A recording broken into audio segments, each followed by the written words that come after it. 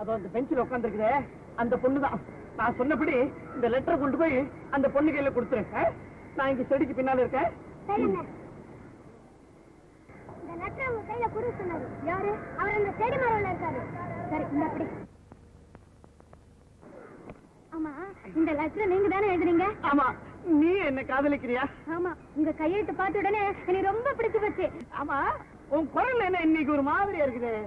Mister Varadhan, எத்தனை நாளா இந்த மாதிரி நடக்குது? ஐயோ மாமி, நீங்க சத்தியமா நீங்க யாருன்னு எனக்கு தெரியல. நீங்க என்ன காதலிட்டு தான் ஆகணும். நான் உங்களை விடவே மாட்டேன். நீங்க தான் என் அத்தா. ஐயோ அத்தா. சார் சார், இவ ஏதாவது தவறா பேசியிருந்தா மன்னிச்சிருங்க சார். இவ என் மகதான், கொஞ்சம் மூளை குளார் சார். வாமா. அத்தா அத்தா. அவாடி தப்பிச்ச.